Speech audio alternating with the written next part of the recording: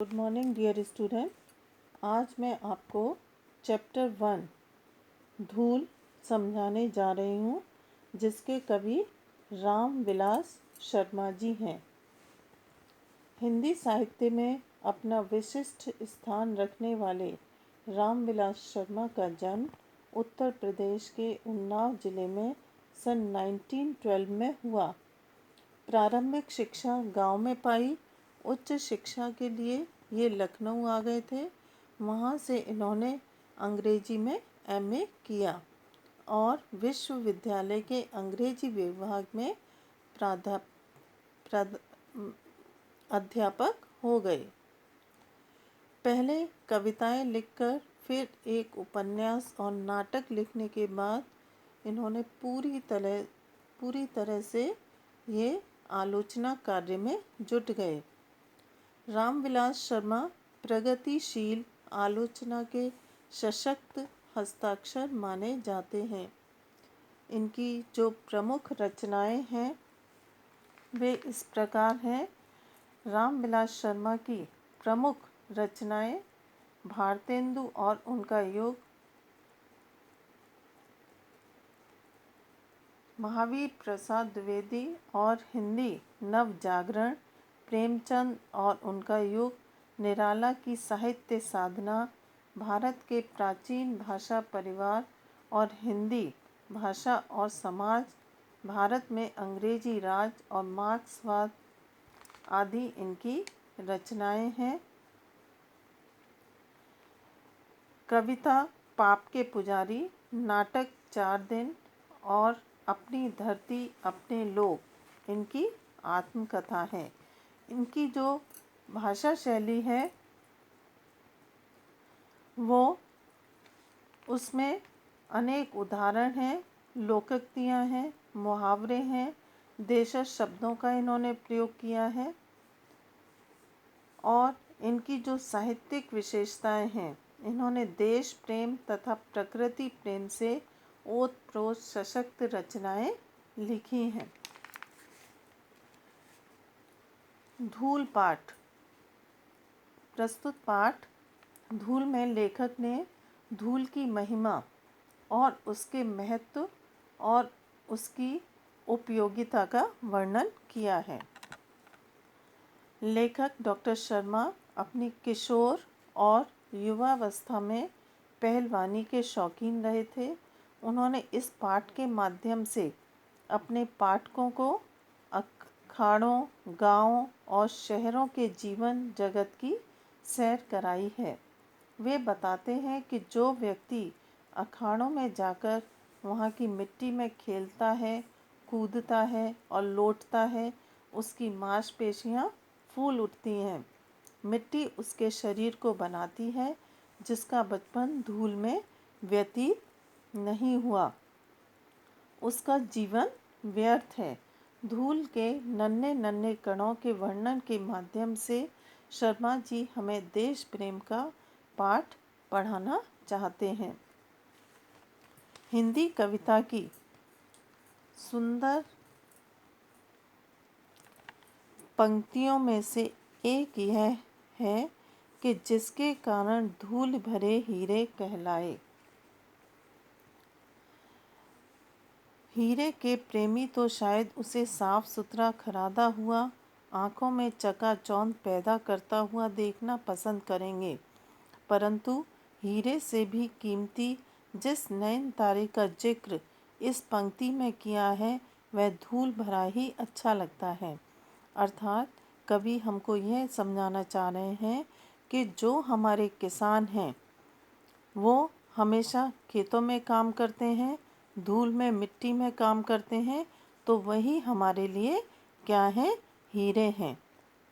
लेकिन जो आधुनिक काल में जो लोग पसंद करते हैं वो हीरे, जो कांच रूपी हीरा होता है उसको पसंद करते हैं, और वह हीरा क्या होता है, आँखों में चकाचौंध पैदा करने वाला होता है। जिसका बचपन गांव के गलियारे की धूल में बीता हो, वह इस धूल के बिना किसी शिशु की कल्पना कर ही नहीं सकता। जो लोग हमेशा अपना बचपन गांव में ही बिताते हैं, वहाँ की धूल में खेलते हैं और उसी धूल में खेलकर वो बड़े होते हैं, तो वे लोग उस धूल के बिना किसी शिशु की कल्पना भी नहीं कर सकते हैं। फूल के ऊपर जो रेणु उसका श्रृंगार बनती है, वही धूल शिशु के मुंह पर उसकी सहज पार्थिवता को निखार देती है। जिस प्रकार से फूल के ऊपर जो रेणु होता है उससे वह फूल और भी सुंदर लगता है, उसी प्रकार से धूल भी जब शिशु के मुंह पर लग जाती है तो वह उसकी सुंदरता को और बढ़ा देती है। अभिजात वर्ग ने प्रसाधन सामग्री में बड़े बड़े आविष्कार किए, लेकिन बाल कृष्ण के मुंह पर छाई हुई वास्तविक गोधूलि की तुलना में वह सभी सामग्री क्या धूल नहीं हो गई।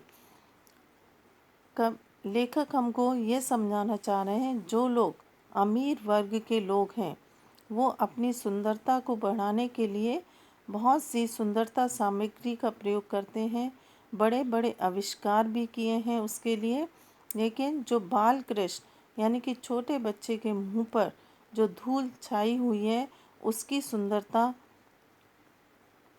का कोई मुकाबला नहीं कर सकता है। गोधूलि की तुलना में वह सभी सामग्री धूल नहीं हो गई। अर्थात लेखक हमको समझाने की कोशिश कर रहे हैं कि जो गोधूलि है उसकी तुलना में ये सारी सौंदर्य सामग्री सब बेकार हैं। हमारी सभ्यता इस धूल के संसर्ग से बचना चाहती है, वह आसमान में अपना घर बनाना चाहती है। लेखक हमें ये समझा रहे हैं कि जो आज की सभ्यता है, आज के जो लोग हैं वे धूल के संपर्क में आने से बचना चाहते हैं। वे अपना जो घर है वो ऐसी जगह बनाना चाहते हैं जिससे कि वो धूल से बच सकें। इसलिए शिशु भोलानाथ से कहती है, धूल में मत खेलो। भोलानाथ के संसर्ग से उसके नकली सलमे सितारे धुंधले पड़ जाएंगे।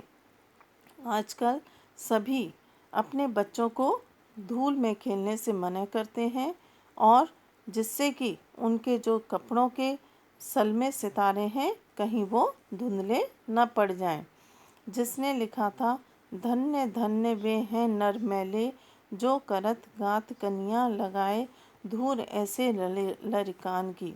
उसने भी मानो धूल भरे हीरों का महत्व कम करने में कुछ उठा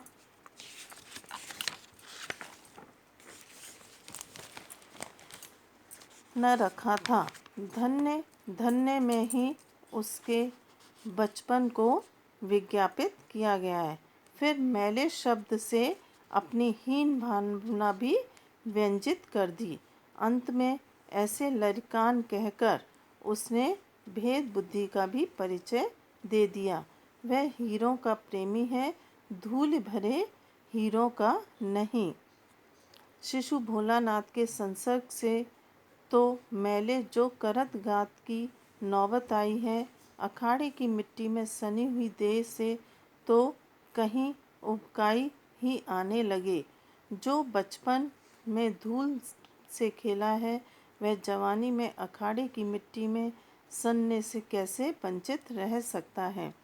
अर्थात लेखक हमको ये समझाना चाह रहे हैं कि हमारे लिए धूल ही सर्वश्रेष्ठ है और जो लोग गांव में अपना बचपन धूल में रहकर ही बिताते हैं वो जवानी में अखाड़े की मिट्टी से कैसे वंचित रह सकते हैं, कैसे बच सकते हैं। तो अगर ऐसा होता है तो वह उसका दुर्भाग्य है।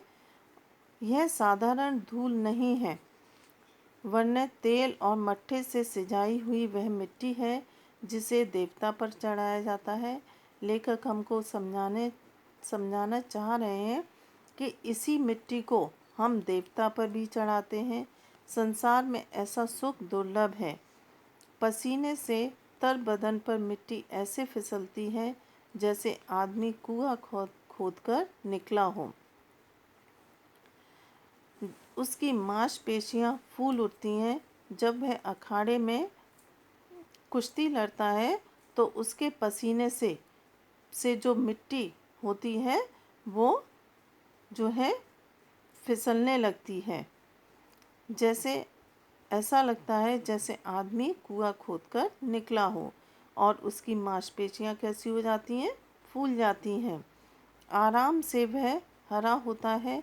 अखाड़े में निर्द्वंद चारों खाने चित्त लेटकर अपने को वह क्या समझता है, विश्व विजयी समझने लगता है। मिट्टी उसके शरीर को बनाती है, क्योंकि शरीर भी तो मिट्टी का ही बना हुआ है। और जो लोग मिट्टी में रहते हैं उनका जो शरीर है वो भी हष्ट पुष्ट हो जाता है, क्योंकि शरीर भी, हमारा जो शरीर है वो भी मिट्टी का ही बना हुआ है। लेखक हमको ये समझाना चाह रहे हैं, और इसी मिट्टी में एक दिन यह हमारा शरीर का अंत भी हो जाता है।